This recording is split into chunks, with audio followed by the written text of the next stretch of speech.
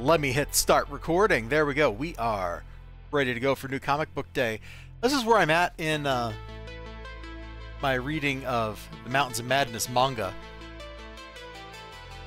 Book's got a ribbon with it for bookmark. It's kind of cool.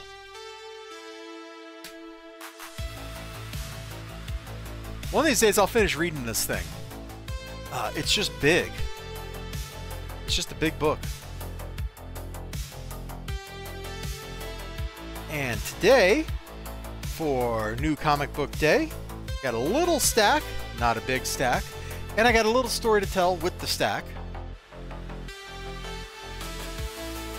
So last week when I went, I ended up buying one book, if you remember right. And I don't know if I said it during the stream, but we totally had like a snafu bringing out. The little thing you put your credit card in, like the base station like flipped out and would not actually finish processing or like ringing me up. This is known in technical circles as well, it's not DCKO itself. It's I'm not into that event, but you know it is the DC Connect to flip through and see like what I want to look at here.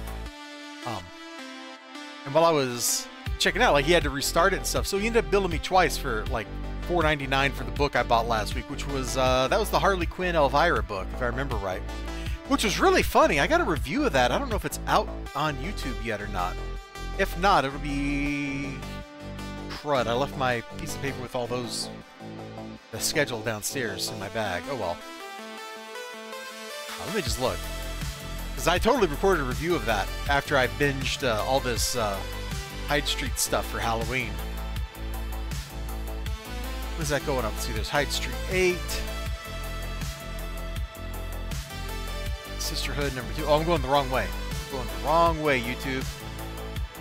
Yeah, that's a metaphor for life, isn't it? I'm going the wrong way.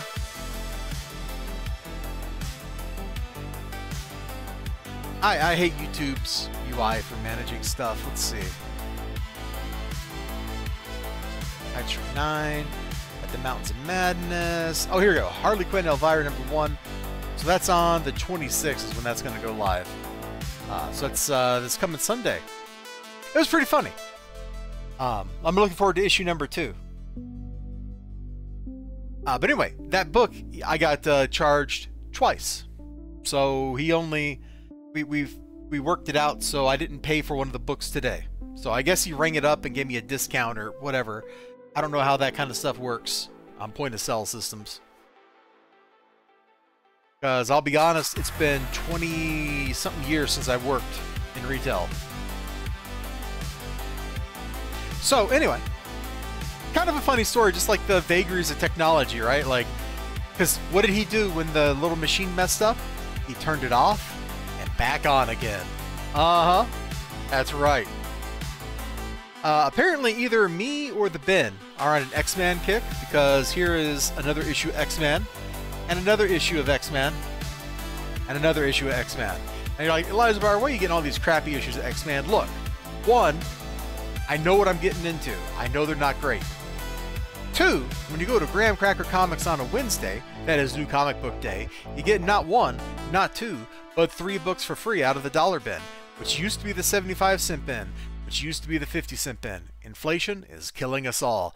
And so these are my 3 free books. We're going to flip through some X-Men stuff. It looks like they changed creative teams. Not just writer, but also artist and colorist. So that's kind of interesting.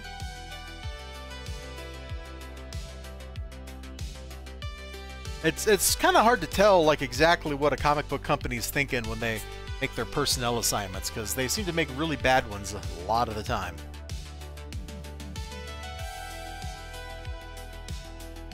We'll get to that DC Connect and we'll look at the DCKO stuff in it here in a minute. Okay. Rawr. Why did I growl at you? I don't know. I growled at you all for no reason. Just because I could. So apparently I'm just like slowly collecting all of X-Man, kind of the same way I'm slowly collecting like Malibu and stuff, just for free. Because I wouldn't pay for this. No, that's not true. I might pay $1 for this. Which is, weirdly, it's in the dollar bin. Who knew? This copy in particular, you can see he's got a spine bend. It's not in great shape, but I also don't really care. I kind of want some Cheetos now.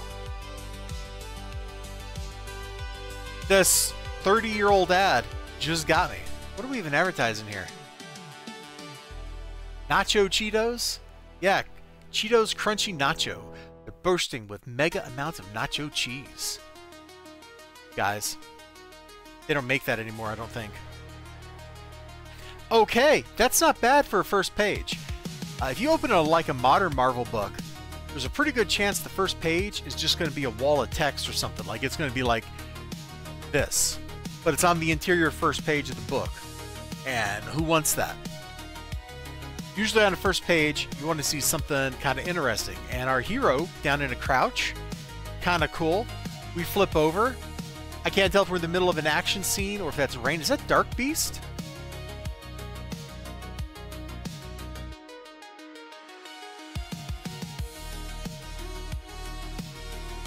That might be Dark Beast. Yeah, oh, it's right there in the middle of the page. I'm like staring at this guy like, is that Dark Beast? The slightly more feral version of Beast from the Age of Apocalypse universe? I could have just read the book. You know, I have never seen the Beavis and Butthead movie. That seems like something I should do. Ninja, put it on the list. Don't ask why he's got to put it on the list instead of me putting it on the list, but that is the world I live in. It's kind of a scary world. Probably shouldn't live here if you don't have to.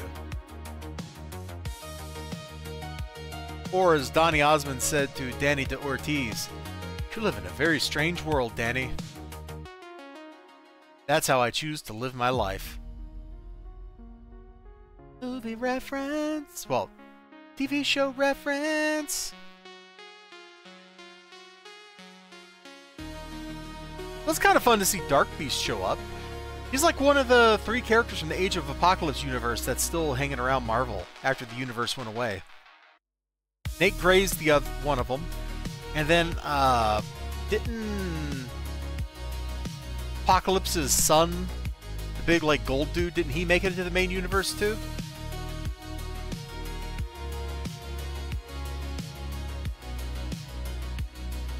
I might have made that last one up. Oh, and then there was that time that Phantom X, like, had, like, a seed of Yggdrasil or something, and something Apocalypse, something. I stopped paying attention at that point. That's what I'm talking about right there. The something in the comic book. I don't know if this is particularly interesting looking.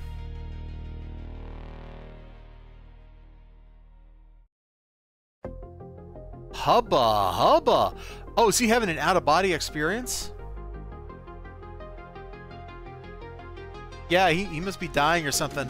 He's got half-naked women hanging out with him. You know, if you're going to go out, that's probably the way to do it. There's an ad for Wild Arms. I don't think I've ever played Wild Arms. That's a pretty early JRPG, isn't it? It was like 1997? Yeah, 1997. Well, I should say an early JRPG. I should say a early JRPG for the PlayStation. Yeah, this issue looks kind of lame. I'm not very excited after playing. I'm more excited for the advertisements. I didn't really dig Mimic that much. It was okay. For thousands of years, man has been evolution's greatest creation. Until now. Oh my goodness. Hello! We just opened up. You know what I was saying about, like, first pages on the interior? Like,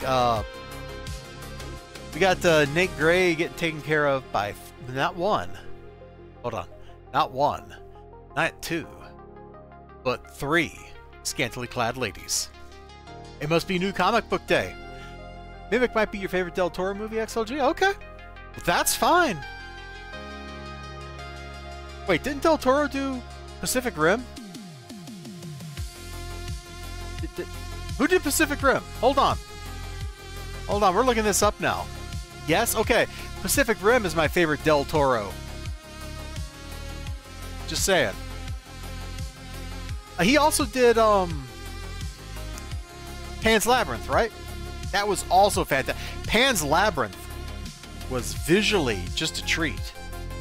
Narratively, I don't know if it was that great, but it was all right. But like visually, oh, wow! And that little girl and the menace of everything she's going through, both in like, you know, her real life and also the fantasy world that she's going into as part of all that. Wow. Wow, wow. What a movie. I think I just kind of discount its like dialogue because it was in Spanish and I don't speak Spanish. Maybe if I spoke Spanish that would be different. Because I think I watched it subtitled. Am I remembering this correctly? You know, I've never seen the second Hellboy movie all the way through.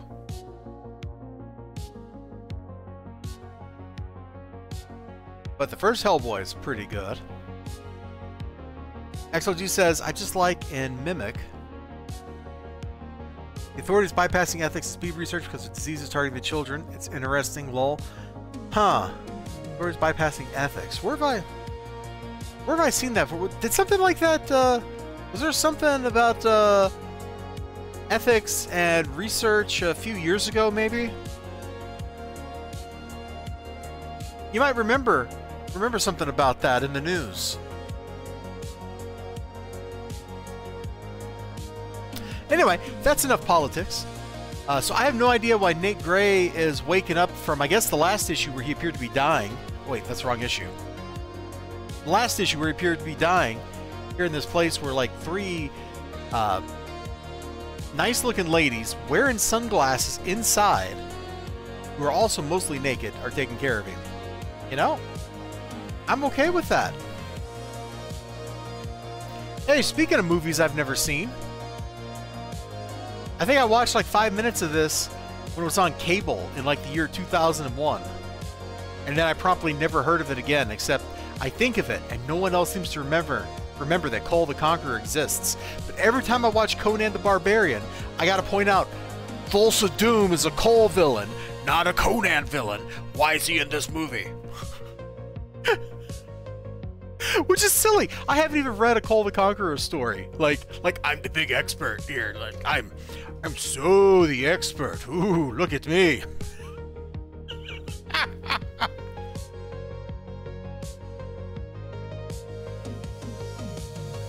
Let's look at this panel down here. This is actually kind of a funny panel. I'm gonna see if I get a decent picture of this and make this into like a reaction image. Hey, Psychodrome, get over here. Alright, let's see. That looks pretty good right there. Alright. That turned out okay. Oh yeah, that turned out just fine. Great.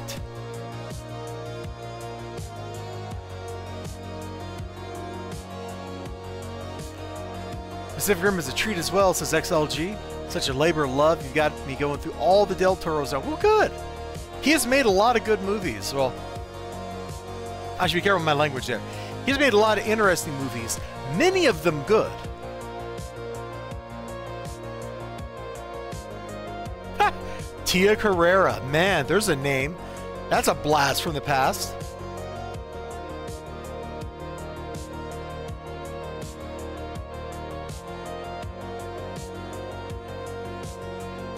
I have no idea who these guys are. But they're big and kind of scary looking, so they must be bad guys.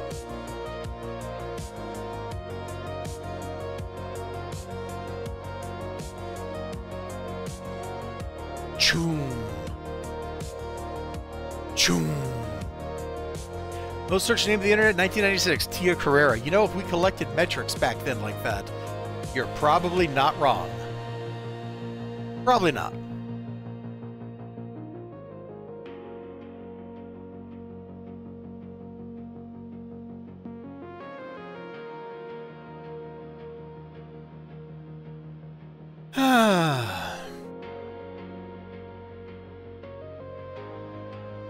Dude, you can tell, like, whoever was doing the art on this was like, I want to combine Rob Liefeld and manga.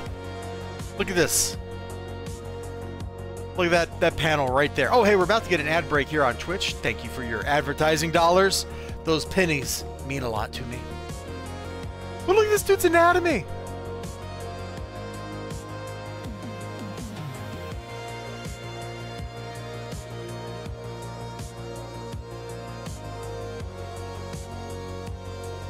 Guy on the left has a lot of neck muscles, yeah. But, like, look at Nate Gray's anatomy here. Like, this is like foreshortening and embiggening right there. It's so bad it gave me a hiccup. Oh! Oh!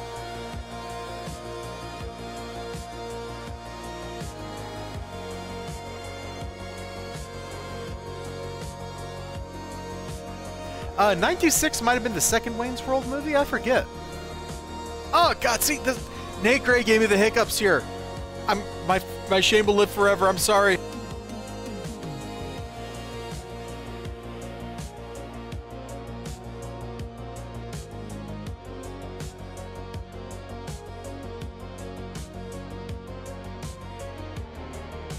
Okay.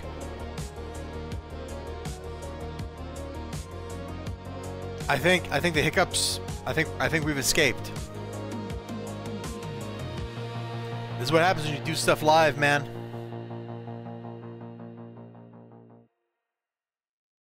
Ah!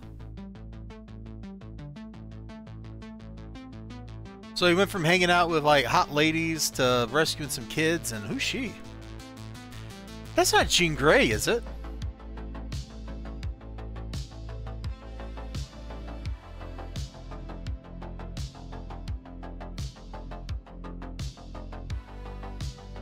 Hong Kong, Nate's in trouble. I know it. I feel it in that blood of his that now runs through my veins. Naker is a genetic duplicate of Cable, a younger version of the exact same man from Divergent Reality, and Cable is my son. Oh, so that is Jean Grey. Okay. Well, hi, Mom Jean.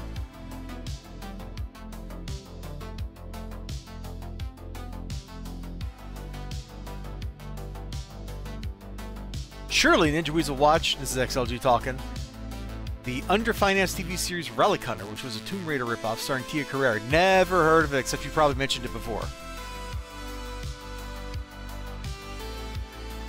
Issue number 31, X-Man, the third book I got for free, Alien Invasion. Which, the alien does look kind of cool. I like the little, like, devil tail tongue thing he's got going on there. Probably some kind of, like, stinger or something. Nate Gray. Oh, oh. Calm down, kid. No one's gonna hurt you. Who are these bad people? Oh no, the bad people are a bunch of the other X-Men. Look at the evil Wolverine. Bruh.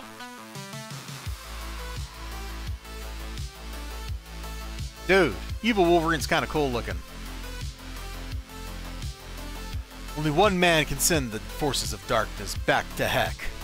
Who is that man? Call the Conqueror ad again. Alright. Oh, so he just wakes up from a nightmare? That wasn't even like a real... Like, that wasn't aliens masquerading as the X-Men. That was just him. What a messy two-page spread. How do you read this? I guess you start here, go here, and here, here, and here. So we make like a Z? Snap a Z, man. Kind of like the evil clones Thanos made during Infinity Gauntlet? Yeah. Or, what was it? Infinity Crusade. They also had like evil clones, right?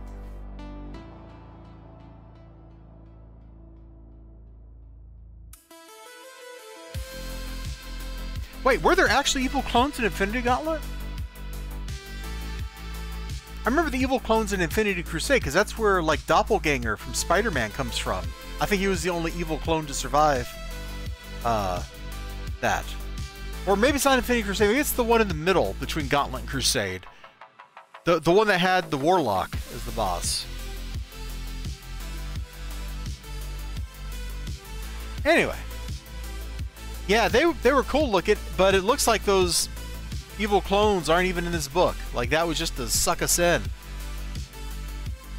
Instead, we've got Nate Gray here to fight a Gene Stealer, apparently. Okay. Warhammer 40,000 crossover confirmed.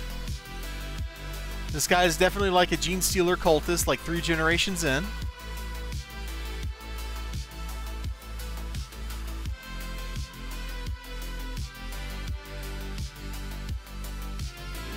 They're still around, Mile High Comics.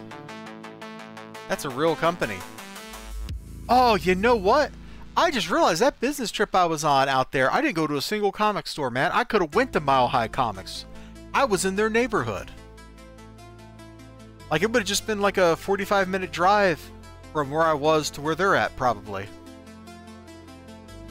Oh. Let me look this up. Let me look at the messed up. Yeah, everybody has knee pads. What are you talking about? Don't be silly. That's a silly question. You can dance if you want to. You can leave your friends behind.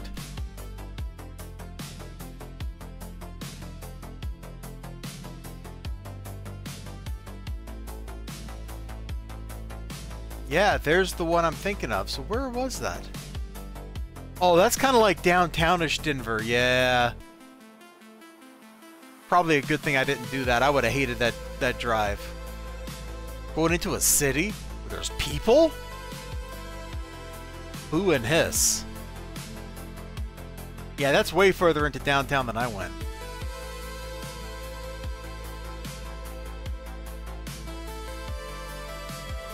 I gotta say, I was not very impressed with the parts of Denver that I saw. Just driving through. True fact. Wikipedia that. Alright, oh, anyway, back to the comic books.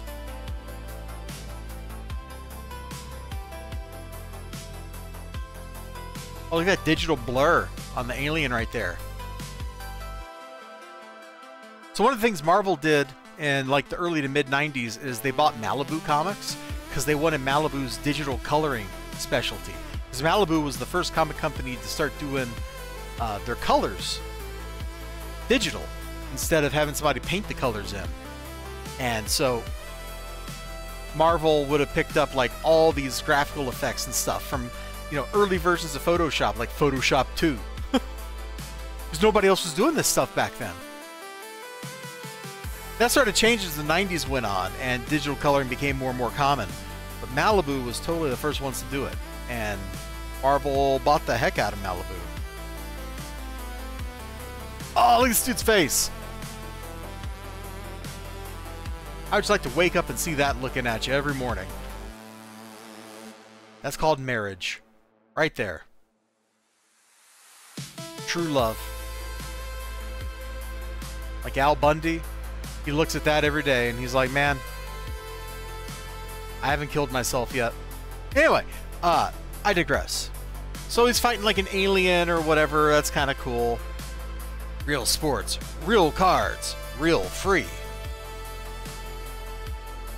Yeah, okay, whatever. I did see Final Fantasy VII ad, the classic advertising image, with the buyout. Almost none of the Ultraverse characters ever made Prime.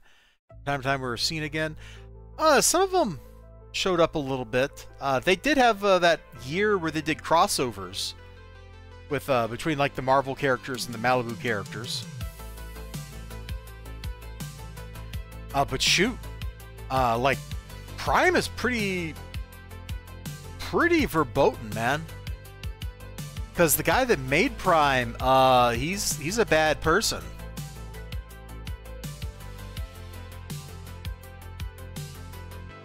Oh, Mantra. She's showed up in Marvel a couple of times since then.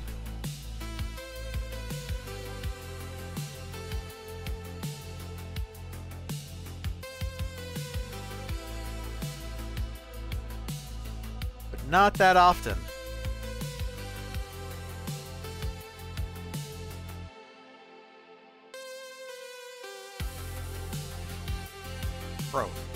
full page. Anyway, Prime is because of that guy right there. I do believe, right? Yeah, that's the guy I was thinking of.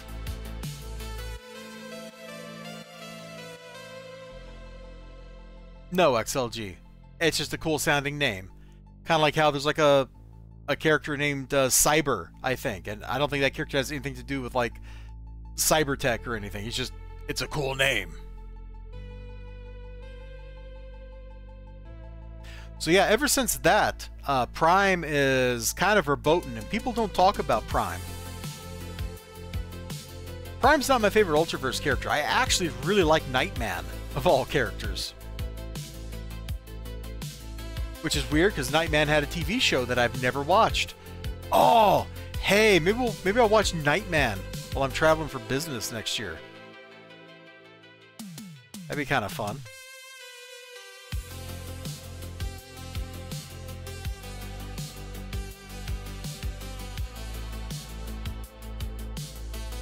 Learn something for better or worse every day. Yeah.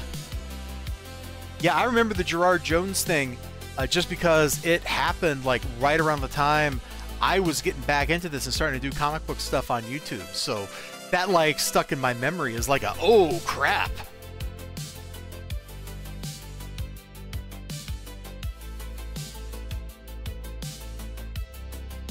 Let's see, status. Got anything going on here lately?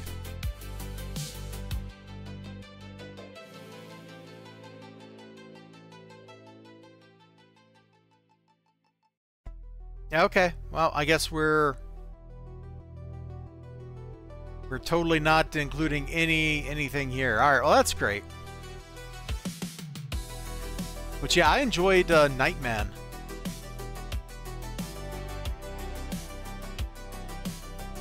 I got like the first 8 issues or something in my boxes over there. It's got a TV show too. Wait, there was an Ultraforce animated series? I didn't even know.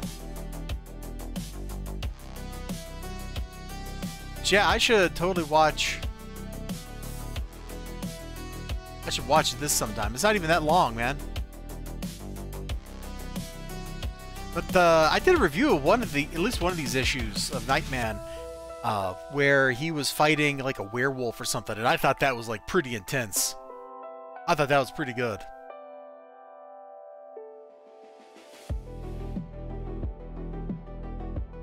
Watch Ultraforce for free on Tubi?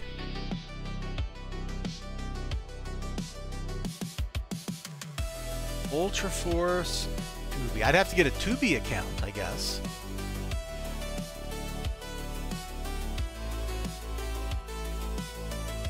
Well, look at that. You ain't kidding.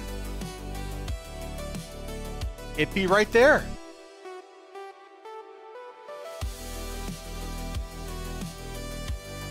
Starring Andrew Jackson. What? How is that possible? I'm pretty sure Andrew Jackson had been dead for like 150 years at this point. Somebody's pulling my leg right there. So how many episodes are there? Are there just 3? 6? Hey, that looks like Star Colonel Malthus from Battletech. 9? Wildcats cartoon. I remember the Wildcats cartoon. I remember watching an episode or 2 of that. So there's one half season of this show, huh? Okay. Well, now I know. Now I know. Alright, let's see. We looked at the free stuff. Let's get that done. So I bought 2 books today. Neither of which are related to X-Men, Marvel, or the Ultraforce in any possible way. But one of them is, I got reviews of this going up, man. I think Sisterhood 1 is up and Sisterhood 2 is coming out like Friday? If it's not already out. So, this has been an interesting horror book. So let me kind of summarize the gist of it. So her best friend, who's right here and dead, gets killed in the first issue, pledging at a sorority. And she gets super down to the dumps, and she doesn't know what to do. She wants revenge. She ends up at a fortune teller, and the fortune teller actually happens to be named Sisterhood. It's a double entendre, double meaning. And after that, she starts being able to see her friend in glass, like in reflections and stuff. And so they start getting revenge, and her friend, her bestie, turns out to, you know, be a little more vengeful than she originally let on. And so bad things are happening, which is how our heroine has ended up in prison. And you can kind of see, like, she's definitely having episodes here, because things that are not happy are happening, and she doesn't remember them when they're not happening. So it looks like she's actually she ends up back at the fortune teller to try to deal with what's going on.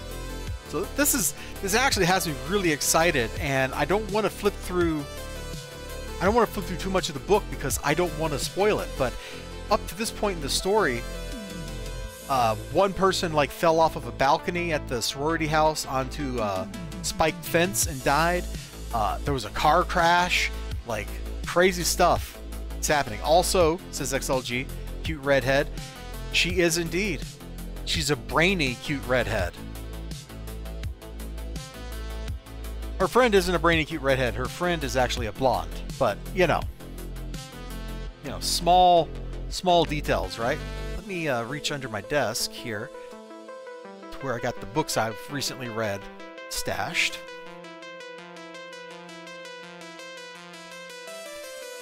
Let's see. Oh, I didn't get issue 1. Oh, there's issue 1. I picked up everything except issue 1.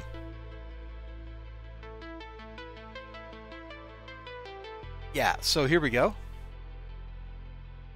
So reading the main Hyde Street series actually gave me a better appreciation for these little side story things.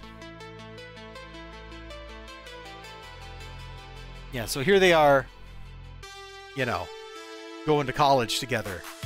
Besties for life. And they're besties for life because of events that happened at the opening of the book that we're not going to get into. But I've been reading these Hyde Street books, man. I got most of them stacked up here. And these things have been surprisingly good. And I guess I should have known they'd be surprisingly good because the main series is written by Jeff Johns. And he's usually a pretty good writer.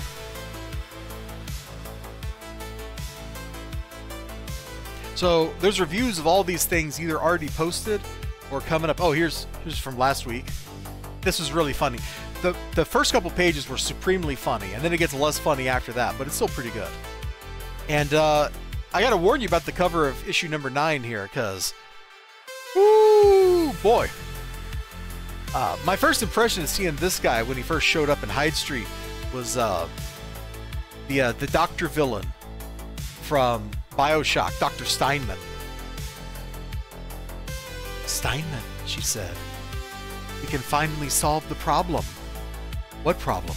The problem of symmetry. Oh, man. Oh, man. Evil surgeons, man. Evil surgeons. I saw Dr. Giggles was on some cable channel the other day. I've never watched that one. Evil Doctors does not really work for me as a genre in that regard. But it was definitely on. And there was also... what's that? There's one about an evil dentist from like the mid-90s. I can't remember the name of that one. Probably something stupid like Dr. Smiles.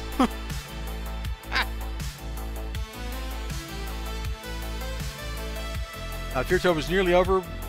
Will you try to read more in November? XLG, I've read like 15 comic books and over the course of 2 days, and like 3 or 4 chapters of this thing. Like, where do you think all these reviews are coming from, bro? We got reviews for days. Days, I tell you. No, somehow I got back on the wagon because I was like, man, I should really do some horror, like some scary book stuff. So I was like, yeah, let's sit down and do this. The AMC thing, Dentist was just called The Dentist. Yeah, that's probably right.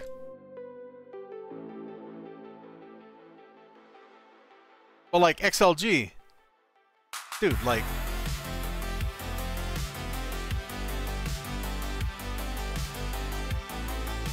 Like here's where we're at.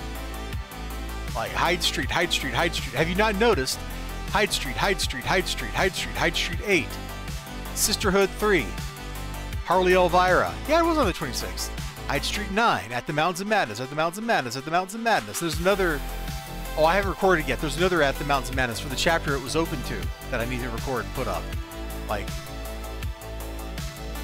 I got back on the wagon. You know, usually people are talking about trying not to fall off the wagon. Well, me, I climbed right back on that son of a gun. I'm like, wagon. You ain't beating me. You ain't beating me today. I am not just going to get on that wagon. I'm going to grab the reins, and I'm going to direct the horses as we go forward on the wagon together. The other book I bought today, which cost me... How much? $6.99 is another Barbaric book. It's been like a year since the last one, maybe 2 years. Like, it's been forever. And I don't remember what was... Oh, I can't just open this up. There might be boobies. Hold on. Let me flip through it and make sure it's kind of safe, because like the first issue of Barbaric totally had Ghibli bits flopping around. Well, the problem is I don't remember at all anything that was going on in any of these stories anymore. So I'm basically going to be going into this completely blind, and I won't have a clue what's happening. Best kind of bits? Yeah. You know it, Ryu Long. One thing I always liked about Barbaric is it's got good use of color. Like, things don't look real, they look cool. There's a lot of that on this left page. That background to make her pop out. Look at this background to make them pop out. That red background to draw your eye to it. Like, they do all that kind of stuff in these books. So the art's solid, but the coloring that backs up the art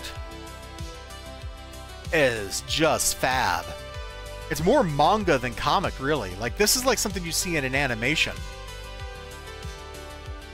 So yeah, I don't know exactly where we left off or if this ties into the story in a direct way or whatever, but I expect I'm going to end up reading this and liking it. You know what? It'd be kind of cool to get this in before the end of the month, because this is kind of like a messy, gory kind of thing. It kind of fits in with the whole Feartober.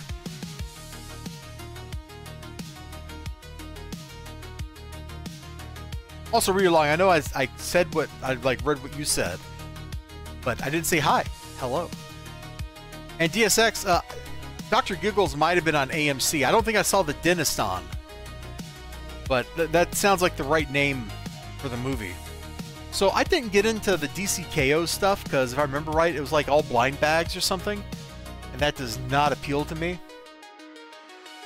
Also, I see like the All-In moniker, and I'm immediately out because this is some kind of stupid line-wide event.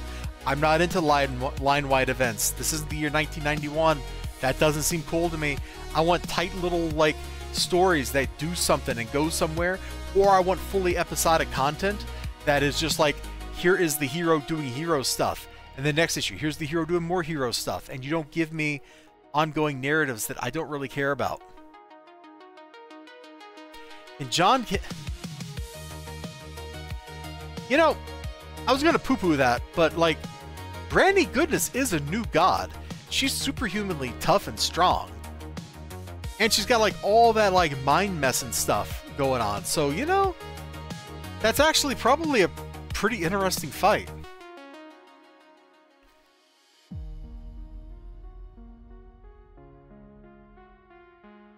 The Earth Reborn. I didn't know it wasn't.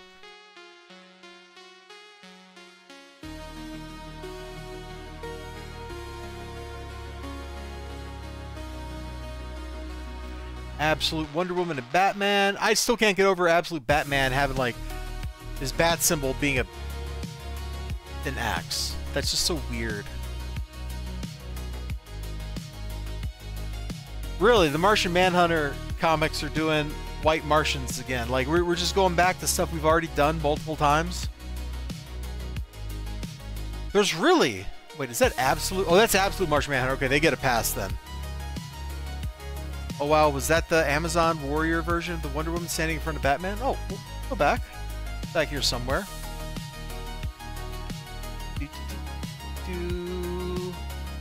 That's the Absolute Wonder Woman. No, it's not the Amazon Warrior version of Wonder Woman. It's Absolute Wonder Woman, which is different from regular Wonder Woman.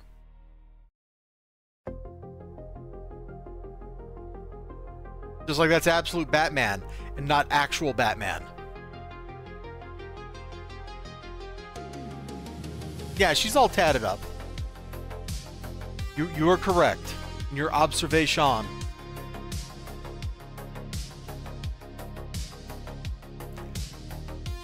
Oh, you know what I'd really like? Another Sean Gordon Murphy Batman miniseries.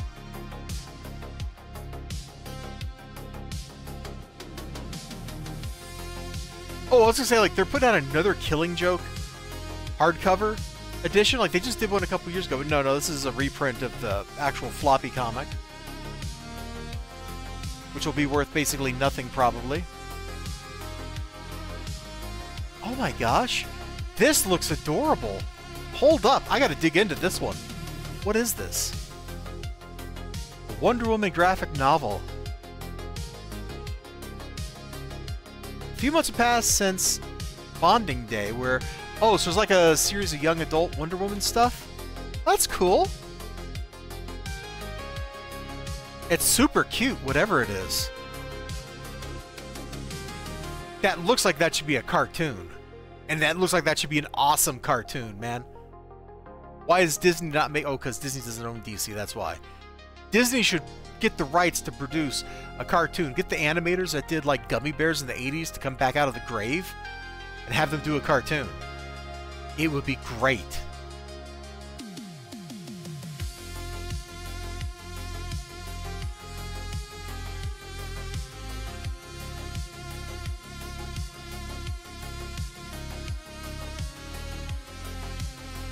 You know, I think I have like 3 of these from an older printing.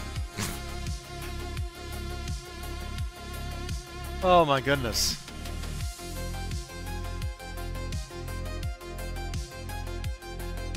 Alright, well, we made it to the end.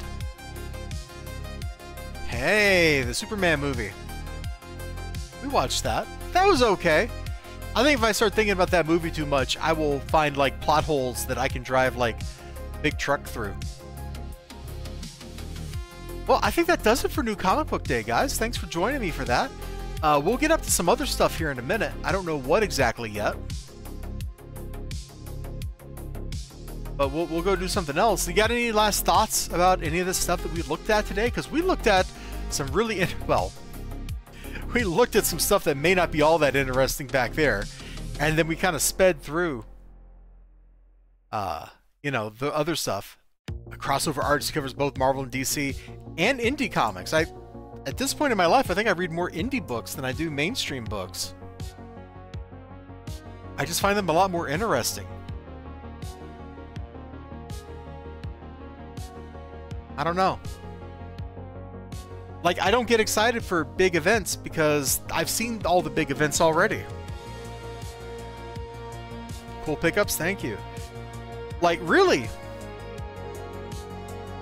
DC had a couple of points in fairly recent memory where they could have done something cool and new with their main books, and they chose not to in every case. Like, they had Final Crisis, and what did they do after Final Crisis? They rebooted most but not all of their books, and then just started rehashing old stories. And they made it more confusing because, like, the Justice League book was set like 5 years in the future from all the other books in the New 52 line, if I remember right. So that's why you had Batman and Superman teaming together, even though Superman was just like getting started with his career. And then Batman was only kind of sort of rebooted from Final Crisis, so Batman still had like decades of continuity behind him, but you don't know which parts of it are true or not. And then Green Lantern was straight up not rebooted at all, except it kind of was. Like, they just made a complete mess of all that. Which is a shame, because Final Crisis gave DC a really great place where they could have wrapped up all the old business. Because with all the New God stuff was done. And they could have relaunched fresh and clean and actually legitimately untethered from the old stuff. And started doing new and interesting things. And they chose not to do any of that. And people didn't like the fact that a lot of that material that they were doing then was like real dark, real heavy. Like that first issue of, I forget if it was Batman or Detective Comics. Like it had, the Joker had Professor Pig cut his face off. Why? I don't know. I couldn't tell you why, but he did.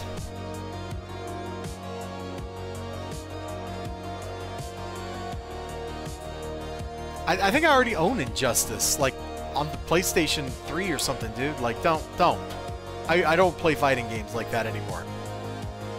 Plus, Injustice is like, isn't it based on like the Mortal Kombat stuff anyway? So it's like all taps and no rolls. Like that doesn't work for me. And then people didn't like that, so DC rolled forward to like 2016 or something and did like Rebirth. And then Rebirth led directly into a whole bunch more dark stuff right around the time I was getting back into all this. And that led to like Metal, which led into Dark Knight's Metal, which I thought that stuff was pretty cool. Like, how did the Justice League deal with a bunch of evil Batmen who have Justice League powers too?